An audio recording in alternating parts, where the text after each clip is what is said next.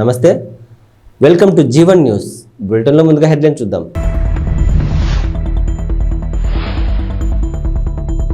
గిద్దలూరు ఎన్నికల రిటర్నింగ్ అధికారిని నాగజ్యోతి ఆధ్వర్యంలో స్వీప్ అవగాహన ర్యాలీ.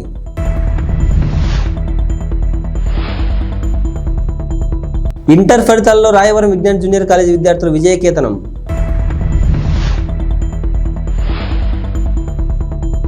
కొంగు చాచి అడుగుతున్నాము, న్యాయం చేయండి వైఎస్ షర్మిలారెడ్డి. ప్రకాశం జిల్లా ఎన్నికల రిటర్నింగ్ అధికారి ఆదేశాల మేరకు ఓటు హక్కును వినియోగించుకోవాలని కోరుతూ గిద్దలూరు ఎన్నికల రిటర్నింగ్ అధికారిని నాగజ్యోతి ఆధ్వర్యంలో స్వీప్ అవగాహన ర్యాలీ నిర్వహించారు. అనంతరం జెండా ఊపి ప్రారంభించారు. ఈ సందర్భంగా ఎన్నికల రిటర్నింగ్ అధికారిని నాగజ్యోతి మాట్లాడుతూ స్వీప్ ముఖ్య ఉద్దేశం ఓటు హక్కు వినియోగిద్దాం, ప్రజాస్వామ్యాన్ని గెలిపిద్దామనే నినాదంతో 18 సంవత్సరాలు నిండిన ప్రతి ఒక్క యువతీ యువకులు ఓటు హక్కు నమోదు చేసుకోవడమే ముఖ్య ఉద్దేశమన్నారు. 18 సంవత్సరాలు నిండిన యువతీ యువకులు ఎవరైనా ఓటు నమోదు చేసుకోకపోతే మరో చివరి అవకాశం ఉందని, ఖచ్చితంగా ఓటును నమోదు చేసుకుని భారత ప్రజాస్వామ్య పరిరక్షణ కోసం ప్రతి ఒక్కరూ తమ కర్తవ్యాన్ని గుర్తించి ఓటు వేయాలన్నారు.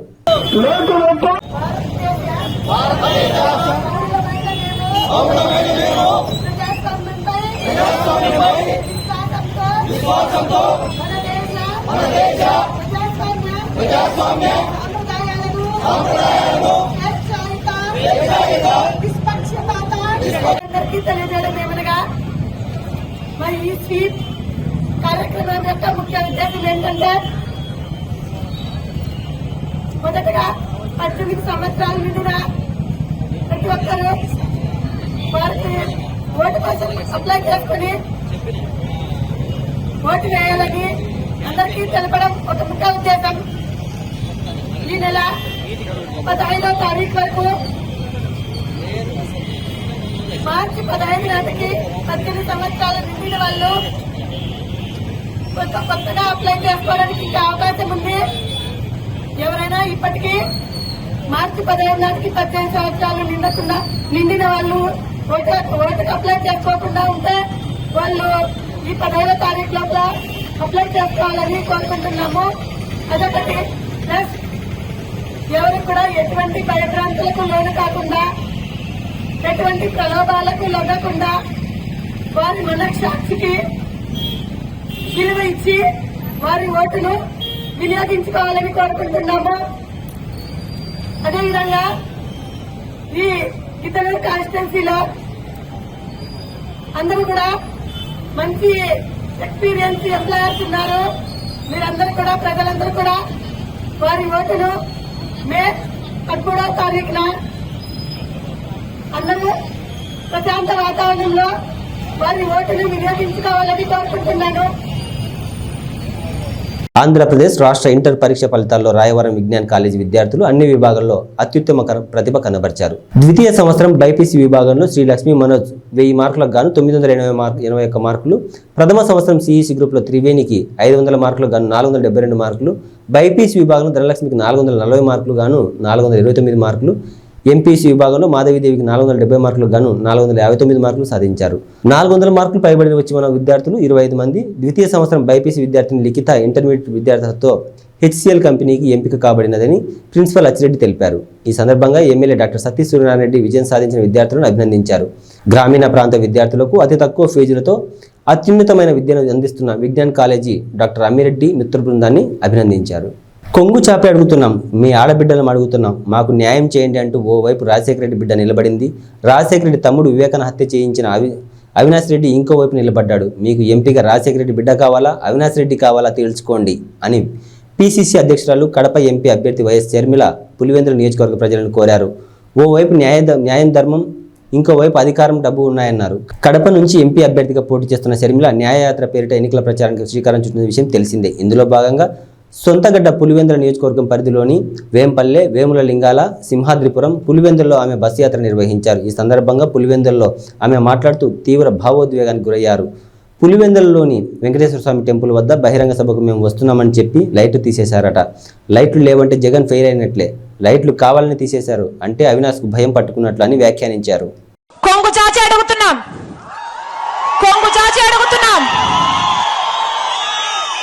మీ ఆడబిడ్డలు అడుగుతున్నాం, రాజశేఖర రెడ్డి బిడ్డ అడుగుతుంది, వివేకానంద రెడ్డి బిడ్డ అడుగుతుంది, మా కొంగు చాచి అడుగుతున్నాం, న్యాయం చేయండి, న్యాయం చేయండి.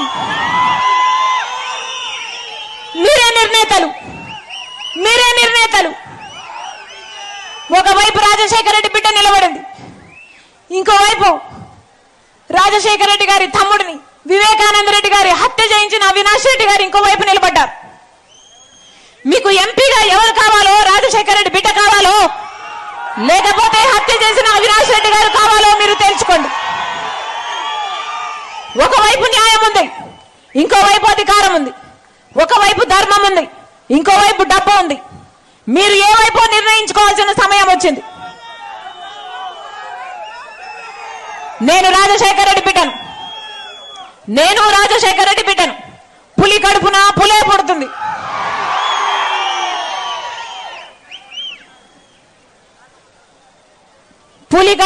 పులే పుడుతుంది. ఈ రాజశేఖర రెడ్డి బిడ్డ ఎవ్వరికి భయపడేది కాదు. అలాగే అన్యాయం జరుగుతుంటే సహించేది కూడా కాదు. ఇక్కడ అన్యాయం జరుగుతుంది కాబట్టి ఒక హంతకుడిని మళ్ళీ గెలిపించకుండా, ఒక హంతకుడు మళ్ళీ చట్టసభలకు వెళ్ళకూడదని ఈ రోజు రాజశేఖర రెడ్డి బిడ్డ ఈ నిర్ణయం తీసుకొని ఇక్కడ నిలబడింది. మీ రాజశేఖర రెడ్డి బిడ్డను గెలిపిస్తారో ఓడిస్తారో మీరే నిర్ణేతలు.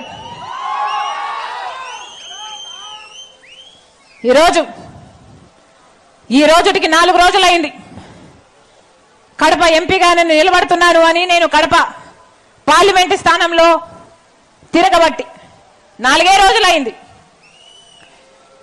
4 రోజులు అయిందో లేదో ఈ రోజు వచ్చిన వార్త అవినాష్ రెడ్డి గారిని కర్నూలు జిల్లా ఆలూరు తాలూకా హోలగుంద మండల కేంద్రంలో టీడీపీ, జనసేన, బీజేపీ కూటమి అభ్యర్థి వీరభద్రగౌడ తనయుడు గిరీష్ మల్లేష్ గౌడ ఎన్నికల ప్రచారం నిర్వహించారు. ఈ సందర్భంగా అయోధ్యనగర్లో ఘన స్వాగతం పలికారు. అనంతరం కార్యకర్తలతో గడప గడపకు ప్రచారం చేస్తూ సైకిల్ గుర్తుకే ఓటు వేయాలని కోరారు. ఈ కార్యక్రమంలో టీడీపీ, జనసేన, బీజేపీ కార్యకర్తలు పాల్గొన్నారు.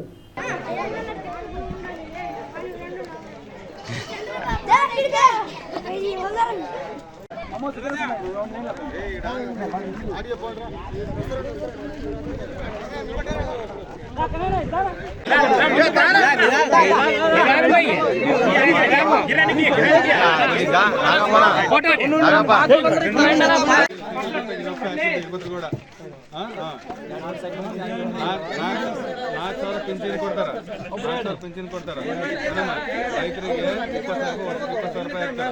15 ರೂಪಾಯಿ ಕೊಡ್ತಾರ, 3 ಫ್ರೀ ಕೊಡ್ತಾರೆ. ಸೈಕಲ್ ಗುರ್ತು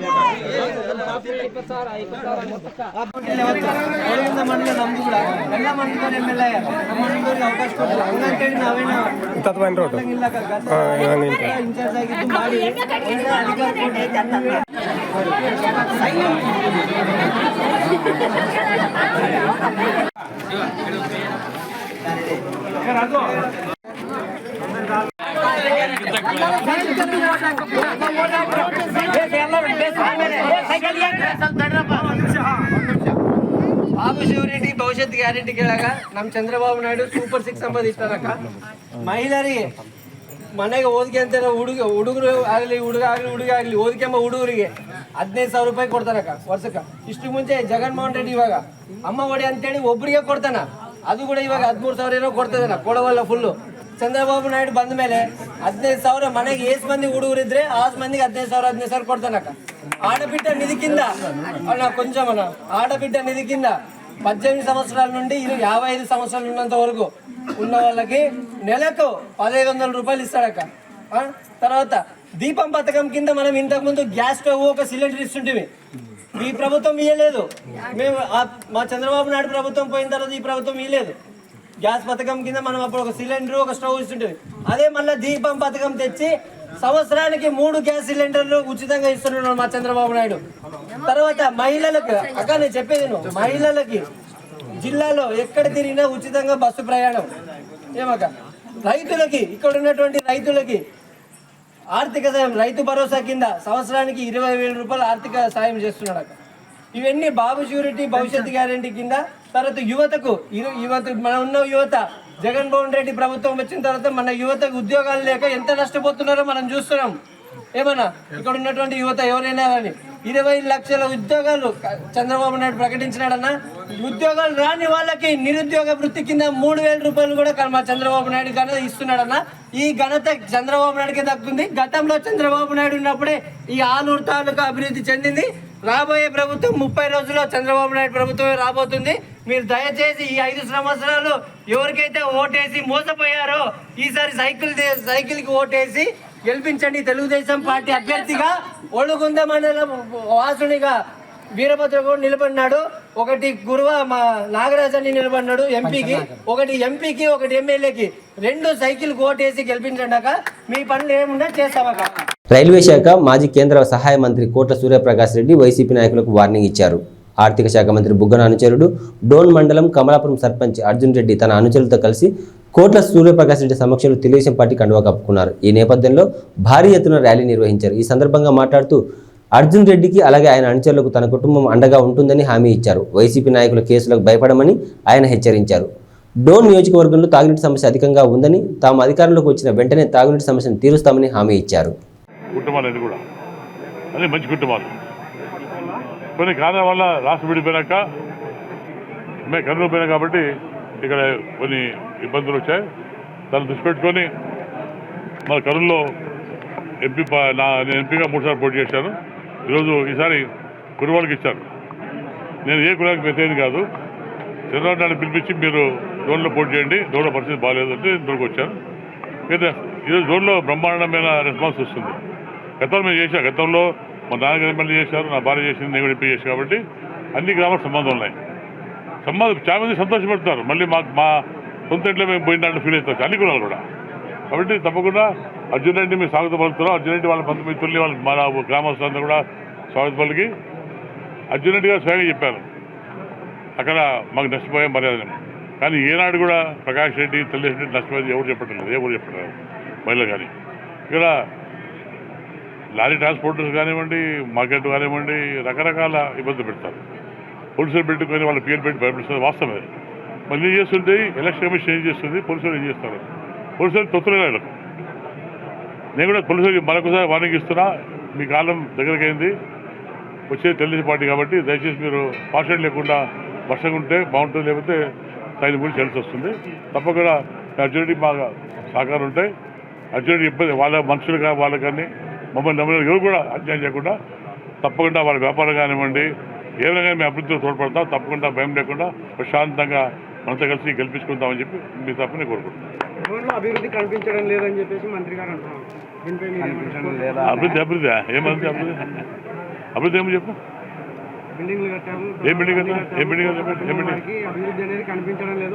నాకు కాదు ప్రజలకు పెడతారు.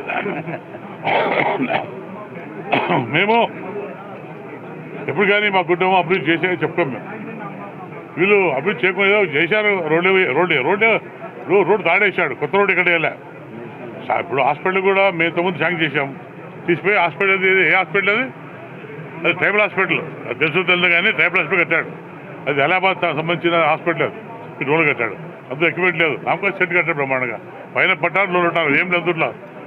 కట్టా చెప్పుకుంటే ఏం కట్టాడు. మేము నీళ్ళు ఇచ్చాం. శ్రీరాజ్ ఉన్నప్పుడు డోన్లో నీళ్ళు ఇచ్చాం. 70 కోట్ల నీళ్ళు ఇచ్చాం. మళ్ళీ ఇస్తాం. అది అభివృద్ధి కాదా? అది నీళ్ళు ఇచ్చాం. ఈరోజు నేషనల్ హైవే పక్కన ఇల్లు కాలనీ మొత్తం డెవలప్ అయింది. ఇక్కడ ఈ కాలనీ ఆయన కప్పట్లేదు అడుగుతున్నా. ఆయన కప్పట్లేదా? మొన్న వచ్చి మేమే రోడ్డు కదా, రోడ్ వేసి బిల్డింగ్ కడితే అభివృద్ధి. అది అభివృద్ధి ఉంటే గ్రామాలకు వెళ్దాం. నువ్వు వెళ్ళు గ్రామాలకు. ఆయన చెప్పాడు నేను చేసి కానీ చూస్తాను పోదాం అన్నాడు. మాకు వేసుకునే అవసరం లేదు. మాకు గుండెపండు ఎద్దుమంటు పోస్తాం, మేము కూడా వస్తాం. మేము రైతులమే. తర్వాత రాజకీయం వచ్చాం. ఆయన రైతు కాదు, రాజకీయ నాయకుడు కాదు, ఆయన వ్యాపారస్తుడు. అది ఎంత వ్యాపారస్తు బుద్ధి ఉంటుంది. ఇప్పుడు ఆయనకుగా ఏదో అభివృద్ధి ప్రజలు చెప్పాలి. అభివృద్ధి ప్రజలు ఓపెన్ కొట్టేస్తారు. ఇంత డబ్బులు ఇచ్చి కొనుక్కే పని లేదు. నేను అడుగుతాను, డబ్బులు చేసింటే నువ్వు డబ్బులు ఎందుకు వచ్చిందావు? నీ పేరు పోతారు, ఇప్పుడు అన్ని కూడా పోతారు. అది ఒంటిగా నడిపోతారు. అది అదే తెలిసిపోయింది. అభివృద్ధి జీరో. గెలిచేది మేమే. తెలుగుదేశం పార్టీ గెలుస్తుంది. అప్పుడు చూపిస్తాం. మళ్ళీ మేము ఆయన చూపిస్తాం, అప్పుడు చూపిస్తాం. మేము రాష్ట్ర ప్రజల శ్రేయస్సే తన శ్రేయస్సు అనుకుంటూ రాష్ట్ర ప్రజల కోసం ఎన్నో అనేక రకమైన సంక్షేమ పథకాలు ప్రవేశపెట్టిన ఘనత జగన్మోహన్ రెడ్డికే దక్కుతుందని పశ్చిమ నియోజకవర్గ ఎమ్మెల్యే అభ్యర్థి అడారి ఆనంద్ కుమార్ అన్నారు. 92వ వార్డు వెంకటాపురంలో ఎన్నికల ప్రచారంలో భాగంగా జీవీఎంసీ కోఆప్షన్ సభ్యులు బెహ్రా భాస్కర్ రావు, పశ్చిమ నియోజకవర్గం ఎమ్మెల్యే అభ్యర్థి అడారి ఆనంద్ కుమార్ కలిసి పలు ప్రాంతాల్లో పర్యటించారు. అనంతరం ప్రతి ఇంటికి వెళ్లి జగన్మోహన్ రెడ్డి చేస్తున్న సంక్షేమ అభివృద్ధి పథకాలు ప్రజలకు వివరించారు. ఫ్యాను గుర్తుపై ఓట్లు వేసి గెలిపించాలని అభ్యర్థించారు. అనంతరం రోడ్ షోలో ఆనంద్ కుమార్కు అడుగడుగున ప్రజలు భ్రమరథం పట్టారు. పూలమాలలు, మహిళలు మంగళహారతులతో స్వాగతం పలికారు. ఈ కార్యక్రమంలో అభిమానులు, కార్యకర్తలు పాల్గొన్నారు. అయితే నా తాలూకా ఆలోచన ఏంటంటే కంపెనీ ద్వారా యుద్ధం చేసి కంపెనీ మూసేస్తే అన్ఎంప్లాయ్మెంట్ వచ్చేస్తుందేమో అన్న భయం కొద్దీ మనకేం కావాలో కంపెనీని కోరుకుందాం అని చెప్పేసి మిమ్మల్ని శాంతింపజేయడానికి ప్రయత్నం చేశాను. అదొకటే నేను చేసిన తప్పు. మీరు ఆవేశంలో ఉన్నారు, నా మాట వినలేదు. ఆవేశంలో ఉండి నా మాట వినకపోయి ధర్నా అయింది, కేసులు పెట్టారు. అన్యాయంగా ఈ ప్రాంతంలో ఉన్న పిల్లలు ఆ టైంలో కేసులు పెట్టడం వల్ల ఈరోజు కూడా కోర్టు చుట్టూ తిరుగుతున్నారు. మనం కోరుకునేది రేపు అధికారంలో జగన్మోహన్ రెడ్డి గారు రాగానే, అలాగే ఈ ప్రాంతంలో శాసనసభ్యుడు అవగానే అడగవలసిన కోరిక మా పిల్లల మీద ఏవైతే కేసులు పెట్టారో ఆ కేసులన్నీ పూర్తిగా రద్దు చేయించండి అని చెప్పేసి సభాముఖంగా నేను కోరుతున్నా. అలాగే ఇది ఇమీడియట్ గా సాల్వ్ చేయండి అంటే ఈ రోజు ఆయన ఒక ల్యాండ్ని చూపించి మన ప్రభుత్వం వాళ్ళకి ఒక ల్యాండ్ ఇస్తూ వాళ్ళ ల్యాండ్ మనం తీసుకొని ఇంకొక 10 రోజులు ఉంటే శంకుస్థాపన కూడా అయిపోయింది. కోడ్ రావడంతో ఈ రోజు ఈ 10 రోజులుగా ఆగింది. ఎలక్షన్ అయిపోగానే ఇమీడియట్ గా ఏకేసీ కాలనీలో G+4 గ్రూప్ హౌసింగ్ కి శాంక్షన్ చేసిన గొప్ప ఘనత మన ముఖ్యమంత్రి గారు. మరి అదే విధంగా ఇక్కడ గడపకు వచ్చినప్పుడు కూడా ఈ గడప అయిపోయిన తర్వాత బెహ్రా భాస్కర్ గారు నాతో పాటు వస్తూ వాళ్ళ ఇంటికి వెళ్ళిన తర్వాత ఆయన నాకు మొత్తం చెప్పడం జరిగింది. సార్ ఇక్కడ ఈ విధంగా ఉంది, ఈ విధంగా కొంతమందికి ప్రాబ్లం ఉంది, ఎల్జీ ప్రాబ్లమ్స్, దీంట్లో ఈరోజు వందలాది మంది ఈరోజు చాలా మంది ఉపాధి కోల్పోయారు, దీనికి ఏదో ఒకటి మనం చెయ్యాలి అని అంటే నేను ఈ గడప అయిన తర్వాత ఆయన అపాయింట్మెంట్ తీసుకుని ఆ ముఖ్యమంత్రి గారి దగ్గరికి వెళ్ళడం జరిగింది. నర్సీపట్నం మున్సిపాలిటీ 28వ వార్డు అయ్యన్న కాలనీలో ఎన్నికల ప్రచారంలో భాగంగా మాజీ మంత్రి చింతకాయల అయ్యన్న, సతీమణి కౌన్సిలర్ చింతకాయల పద్మావతి ఎన్నికల ప్రచారం నిర్వహించారు. ఆమె వెంట కుటుంబ సభ్యులు ప్రచారంలో పాల్గొన్నారు. ఇంటింటికి తిరుగుతూ టీడీపీ పార్టీ మేనిఫెస్టో ప్రజలకు ఇస్తూ టీడీపీ అధికారంలోకి వచ్చిన తర్వాత అమలయ్యే పథకాలను వివరిస్తూ ఇంటింటి ప్రచారం నిర్వహించారు. ఈ సందర్భంగా పద్మావతి మాట్లాడుతూ ఈ వైసీపీ పార్టీ దుష్టపాలనకు చరమగీతం పాడవలసిన సమయం వచ్చిందన్నారు. సైకో జగన్ పాలనపై ప్రజలు ఎంతో విసుగు చెందారని, రానున్న ఎన్నికల్లో టీడీపీ గెలుపు ఖాయమని అన్నారు. రాష్ట్రం అభివృద్ధి చెందాలంటే ఖచ్చితంగా టీడీపీ రావాలని, ప్రతి ఒక్కరూ కూటమికి ఓటు వేసి నర్సీపట్నంలో చింతకాయల అయ్యన్న పాత్రుని, అనకాపల్లి ఎంపీగా సీఎం రమేష్ని గెలిపించాలని కోరారు. ఈ కార్యక్రమంలో ప్రజలు, నాయకులు, కార్యకర్తలు పాల్గొన్నారు. మీకు ఆదరణ ఎంతవరకు కోరింది, అసలు ఎట్లా ఈ ప్రచారాన్ని ముందు తీసుకెళ్తున్నారు? అసలు ప్రతి దగ్గర మహిళలు ఎంతో సంతోషంగా, ఫస్ట్ మోడీ అని చెప్పగానే వాళ్ళ మొహాల్లో చిరునవ్వు వస్తుందండి. తప్పకుండా మేము బీజేపీకి వేస్తాం, సీఎం రమేష్ గారిని గెలిపిస్తాం, అలాగే సైకిల్ గుర్తుకేసి చంద్రబాబు నాయుడిని సీఎం చేస్తామని ప్రతి ఒక్కరూ ముందుకొచ్చి చెప్తున్నారు. ఇక్కడ 5 ఏళ్లలో మేము ప్రతి రోడ్డు, మేము సిమెంట్ రోడ్లు అన్నీ చూస్తాం. అంటే సిమెంట్ రోడ్లు మధ్యలో కట్ చేసేసారండి. సిమెంట్ రోడ్లు కట్ చేయక్కర్లా, కట్ చేసి అంటే ప్రతి ఊర్లో రోడ్లు లేవు, బ్రిడ్జిలు లేవు, అభివృద్ధి అనేది చాలా జీరో చేసేసారు. అభివృద్ధే లేదు ఈ 5 ఏళ్లలో. అంటే మోడీ గారు ఏం చెప్పారంటే స్వచ్ఛ భారత్ అన్నారు. ఎక్కడండి అనకాపల్లిలో చూస్తే ఎక్కడ అంత డ్రైనేజ్ దోమలు, విపరీతమైన దోమ. ఎందుకు చేయలేకపోయినారు ఈ 5 ఏళ్ళు? ఎలాంటి అభివృద్ధి లేదు. కాకపోతే జనాల్లో మాత్రం అవేర్నెస్ చాలా బాగుందండి. ఈసారి ఖచ్చితంగా మేము చంద్రబాబు నాయుడిని సీఎం చేస్తాం. అనకాపల్లి నుంచి ప్రధానమంత్రికి ఒక బహుమతిగా మేము ఇస్తామని. 2 ఓట్ల క్యాంపెయిన్ ఎట్లా చాలా అవేర్నెస్ ఉందండి. పెద్ద ముసలి వాళ్ళు కూడా, చదువు ఏం లేని వాళ్ళు కూడా నేను మోడీకి ఓటు అంటే సీఎం రమేష్ గారికి ఓటేస్తామంటూ అన్నారండి. అంత అవేర్నెస్ ఉంది. నేను రమేష్ గారిని గుర్తుపడతారా లేదనుకుని మోడీ గారికి కమలం గుర్తుంటే మాకు సీఎం రమేష్ గారు తెలుసని మేము సీఎం రమేష్ గారికి ఓటేస్తాం. చిన్న చిన్న ఊర్లు, నిన్న పాయకరావుపేటకి వెళ్ళాం. అందులో ఒక ముసలాం వచ్చింది మా దగ్గరకు వచ్చి, చంద్రబాబు నాయుడిని జైల్లో పెట్టారు అని ఎంత బాధతో ఏడుస్తూ చెప్తుందంటే అట్లాంటి వాడిని మేము ఊరికే వదిలిపెట్టాము అని కసిగా ఉన్నారండి. అంటే ఏ తప్పు చేయకుండా బాబు గారిని తీసుకెళ్ళి జైల్లో పెట్టారు అనేది జనాల్లో చాలా ఉందండి, అవేర్నెస్ ఉంది. మనమేం ప్రత్యేకంగా ఇది కొత్తగా మన 2 గుర్తులు అని కన్ఫ్యూజన్ కూడా లేదండి, జనాల్లో చాలా క్లియర్గా ఉన్నారు అందరూ. మళ్ళీ యూత్ కూడా చాలా, అంటే యూత్లో ఇక్కడ మెయిన్గా అనకాపల్లిలో యూత్కి జాబ్స్ లేవు. యూత్ అందరూ కూడా ఎక్కడికి పోయినా ఫస్ట్ ఓటు మాకు మోడీకి సైకిల్కు వేస్తాము అని చెప్పి అందరూ చెప్తా ఉన్నారండి. ధర్మాన ప్రసాదరావు నాయకత్వంలో ఆయన నివాసం వద్ద పలువురు వైఎస్ఆర్సీపీ పార్టీలో చేరారు. దాదాపు 150 మంది కుటుంబాలు కండువా కప్పుకొని పార్టీలో చేరారు. ఈ సందర్భంగా మాట్లాడుతూ రాజధాని విశాఖపట్నం రాబోతుందని, జగన్మోహన్ రెడ్డి మరలా ముఖ్యమంత్రి అయితే అందరికీ మంచి జరుగుతుందని అన్నారు. ఈ కార్యక్రమంలో నాయకులు, కార్యకర్తలు పాల్గొన్నారు. వైఎస్ఆర్ కాంగ్రెస్ పార్టీని ఎంచుకోవడం ముఖ్యంగా యువకులైనటువంటి వాళ్ళు సరైన నిర్ణయం చేశారని మహేంద్రని, ఆయన స్నేహితుల్ని నేను అభినందిస్తూ ఉన్నాను. ఊరకనే టీవీల్లో ఏ పార్టీకి ఆ పార్టీ చేసుకునేటువంటి ప్రచారాల కంటే, ఊటకపు మాటల కంటే కళ్ళెదురుగా కనిపిస్తున్నటువంటి అభివృద్ధో, అమలు చేసే కార్యక్రమాలు, విధాన నిర్ణయాలు, సమాజంలో మార్పులు తెచ్చి ప్రజల తాలూకా స్థితిగతులు పెంచాలనేటువంటి ప్రయత్నం చేస్తున్నటువంటి పార్టీ ప్రభుత్వాల్ని నిలబెట్టాలి అనేటువంటి ఆలోచన యువకులు ముఖ్యంగా కలిగి ఉండాలి. ఎందుచేతనంటే ప్రజాస్వామ్య దేశాల్లో ప్రజల తాలూకా ప్రమాణాలు, జీవన ప్రమాణాలు, వాళ్ళ భవిష్యత్ అంతా పాలించేటువంటి రాజకీయ పార్టీల చేతుల్లోనే ఉంటుంది. ఎవరికో ఒకరికి ఇచ్చేసి అన్నీ బాగుపడాలంటే బాగుపడదు. మీరు ముఖ్యంగా యువకులు తెలుసుకోవాల్సింది ఆ ప్రభుత్వపు నిర్ణయాలతోటే మన తాలూ జీవితాలు మెరుగుపడడమా, తరిగిపోవడమా, దివాలా తీయడం అన్నది ఉంటుంది. చంద్రబాబు గారు ఏంటి ఇప్పుడు మీరు చెప్పండి, చంద్రబాబు ఎక్కడ నివాసం ఉంటున్నాడు? ఇక్కడికి వచ్చిన పిల్లలందరూ మీరు గమనించారా? ఎక్కడ ఉంటాడో ఈ కుర్రాలు చెప్పాలి నాకు. ఇలా అమరావతి అనే పేరుతో రియల్ ఎస్టేట్ వ్యాపారం చేస్తాడు. దానికి గాను ముఖ్యమంత్రి ఇక్కడ అవ్వాలి. అతను వస్తే విశాఖపట్నం రావాల్సినటువంటి ఎగ్జిక్యూటివ్ క్యాపిటల్ని ఎత్తేసి అమరావతిలో పెట్టి 50,000 ఎకరాలు అమ్ముతాడు 5 సంవత్సరాలు. అది కానీ అతని కుటుంబం మాత్రం ఇక్కడ రాడు. ఇక్కడ వేడిగా ఉంటుంది, ధూళి పడిపోతుంది, ఎండ ఎక్కువ ఉంటుంది.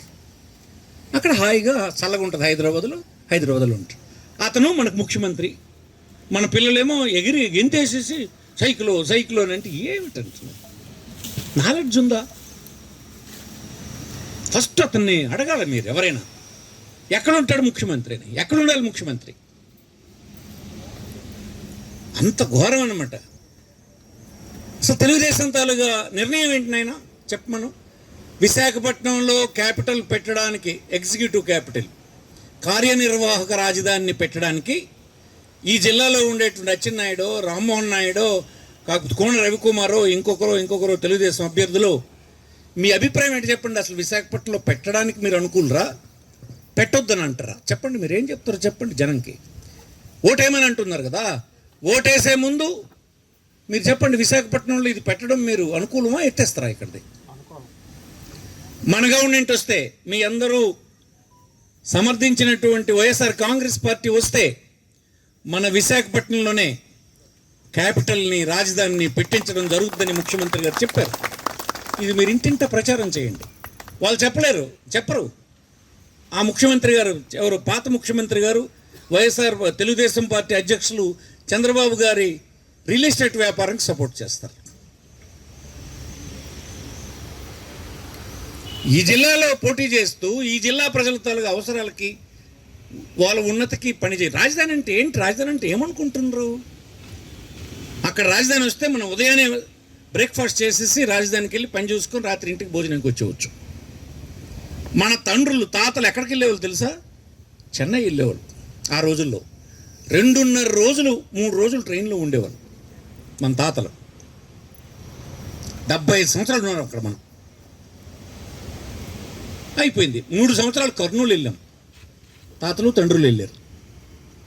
ఆ తర్వాత హైదరాబాద్ మార్చారు. హైదరాబాద్లో 65 సంవత్సరాలు ఉన్నాం. మనము తండ్రులు వెళ్ళారు. ఈవేళ రాష్ట్ర విభజనలో అవకాశం వచ్చింది. మిగిలినటువంటి ఒకే ఒక సమగ్రమైన పట్టణం, పెద్ద పట్టణం, అన్ని అర్హతలు ఉన్నటువంటి పట్టణం, కేంద్రం నియమించినటువంటి కమిటీ కూడా చెప్పినటువంటి పట్టణం విశాఖపట్నం. దాన్ని క్యాపిటల్గా పెట్టమంటే పెట్టకుండా ఇతనేమో వ్యాపారం చేయడానికి కోసమని రాజధానిని ఏర్పాటు చేస్తాడు, ప్రజలకు సంబంధం లేకుండా. అతను మనకి కాబోతున్నటువంటి ముఖ్యమంత్రి అని అతను చెప్తాడు. ఎందుకు వేయాలి మనం? విశాఖపట్నం క్యాపిటల్ వస్తే దేశ విదేశాల నుంచి పెట్టుబడి అంతా ఇక్కడికి వస్తుంది. విశాఖపట్నం చుట్టూన జిల్లాల్లో పెట్టుబడి అంతా వస్తుంది. పరిశ్రమలు వస్తాయి, సంస్థలు వస్తాయి, ఐటీ వస్తుంది. మన పిల్లలందరూ ఉద్యోగులు ఇక్కడే చేస్తారు. ఎక్కడో ఇంటర్మీడియట్ చదువుకున్న పిల్లడు మన జిల్లా నుంచి వెళ్ళిపోతాడు పాపం. ఆ తల్లి తండ్రి ఆ పిల్లడు ఎదిగొస్తే మాకు కాలొంగని రోజున, కన్ను కనిపించని రోజున, చేతులు సాగని రోజున ఈ పిల్లడు మాకు ఆదుకుంటాడంటే ఏముంది ఇక్కడ? ఏముండదు కనుక ఇంటర్మీడియట్ అయిన తర్వాత చిన్న బ్యాగ్ తగిలించుకొని ఇలా కనిపించినటువంటి సుదూర ప్రాంతాలకు వెళ్ళిపోయి మురికి గట్ల మీద, చెరువు గట్ల మీద, దోమల మధ్యన, అనారోగ్యం మధ్యన చాలీ చాలని ఫుడ్తో కూలి చేసుకుంటూ బ్రతికినటువంటి పిల్లలే కదా మన జిల్లా వాళ్ళు. ఎన్నాళ్ళు ఈ బాధలు? ఎందుకు పడాలి ఈ బాధలు? ఎవరి నిర్వాహకం వాళ్ళు పడుతున్నాయి ఈ బాధలు? ఈవేళకైనా మార్పు తెచ్చుకోవడానికి మనం ప్రయత్నం చేయకపోతే ఎలాగ? మార్పు రావాలంటే ఏం చేయాలి? ఓటు అనేటువంటి దానితో మార్పు తేగలం. నిన్న జగన్మోహన్ రెడ్డి ఓటు వేయడం వల్ల ఏం జరిగింది? ఉద్దానంలో మంచినీటి ప్రాజెక్ట్ వచ్చింది. కిడ్నీ వ్యాధులతో చనిపోతున్న వాళ్ళకి పరిష్కారం లభించింది. పలాసలో హాస్పిటల్ వచ్చింది, వైద్యం చేయించుకోవడానికి అవకాశం వచ్చింది. మూలపేటలో సీపోర్ట్ వచ్చింది. ప్రపంచంతో శ్రీకాకుళం మరొక 6 మాసాల్లో కనెక్ట్ అయిపోతుంది. 4,000 కోట్ల రూపాయలు పెట్టుబడి పెట్టి పని జరుగుతుంది. విశాఖ మనం శ్రీకాకుళంలో ఏమొచ్చినాయి చూడండి.